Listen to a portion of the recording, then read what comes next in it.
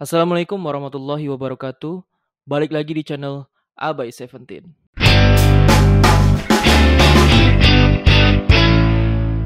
Perkenalkan, nama saya Bayu Ilham Sulaiman. Pada video kali ini, saya akan berbicara atau sharing tentang komunikasi. Video ini khususnya untuk memenuhi UTS mata kuliah pengantar komunikasi digital di Universitas Siber Asia. Baik teman-teman, kita akan mulai ke materinya. Kata atau istilah komunikasi, yaitu dari bahasa Inggris ya, communication. Secara etimologis atau menurut asal katanya adalah dari bahasa Latin communicatus. Dan perkataan ini bersumber pada kata komunis. Dalam kata komunis ini memiliki makna berbagi atau menjadi milik bersama, yaitu suatu usaha yang memiliki tujuan untuk kebersamaan atau kesamaan makna.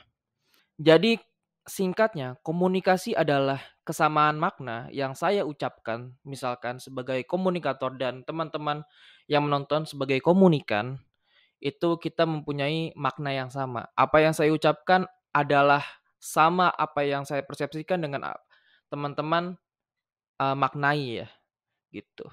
Komunikasi ada yang secara langsung atau tidak langsung nih. Komunikasi langsung contohnya seperti kalian ngobrol dengan teman, keluarga, yang secara langsung gitu ya, head to head. Komunikasi langsung juga bisa memakai media seperti HP, handphone ya. Sedangkan komunikasi tidak langsung seperti saya sekarang yang sedang sharing di video ini. Nah, ini juga memakai media nih. Kita komunikasi tidak langsung tapi juga memakai media. Medianya apa? Handphone dan YouTube. Atau juga bisa teman-teman ngeliat di berita ya rekaman suara politisi. Nah, itu juga komunikasi secara tidak langsung. Pesan komunikasi dapat dikategorikan dalam pesan verbal dan nonverbal. Verbal contohnya dilakukan dengan lisan. Nih, apa yang saya ucapkan sekarang adalah komunikasi verbal. Nonverbal contohnya dilakukan dengan tatapan dan gestur tubuh. Termasuk nih, tangan-tangan saya dari tadi bergerak, ini adalah komunikasi juga, tapi dalam bentuk nonverbal. Fungsi pesan nonverbal dalam komunikasi adalah repetisi, yaitu mengulang kembali gagasan yang sudah disajikan secara verbal. Misalnya, menggelengkan kepala untuk menolak. Nah, ini juga komunikasi nonverbal ya. Substitusi, yaitu menggantikan lambang-lambang verbal. Misalnya, tanpa sepatah apapun kita berkata, kita menunjukkan persetujuan dengan menganggukkan kepala. Misalkan ada orang yang bilang ke saya gitu ya, Bayu kamu udah makan belum? Saya hanya menganggukkan kepala. Nah, itu komunikasi nonverbal. Dan orang yang nanya tadi itu tahu, oh saya sudah makan, seperti itu. Kontradiksi, menolak pesan verbal atau memberi makna yang lain terhadap pesan verbal. Misalkan memuji prestasi teman dengan mencibirkan bibir seraya berkata, hebat, kau memang hebat, padahal sedang iri. Bisa ya gitu ya, nonverbal untuk satir atau tentang nyindir gitu juga bisa. Nih coba bedain ya antara, wih kamu hebat banget coy, dibandingkan, hah hebat juga loh. Dalam hati gue juga bisa kali. Nah itu juga salah satu dari komunikasi nonverbal. Komplement, melengkapi dan memperkaya makna pesan nonverbal. Misalnya menangis untuk menunjukkan tingkat penderitaan yang tidak terungkap dengan kata-kata. Misalkan kita melihat ada orang menangis, kita langsung tahu, oh dia sedang sedih. Walaupun dia nggak ngasih tahu ke kita bahwa dia sedang sedih. Menegaskan pesan verbal atau menggaris bawahinya. Misalnya mengungkapkan betapa kesalnya dengan cara mukul meja. Misalkan ya, sial, ya kan gitu.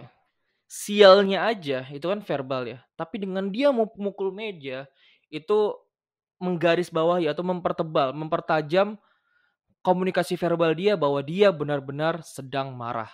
Pesan nonverbal bisa berpengaruh pada pembelajaran jarak jauh nih atau PJJ ya.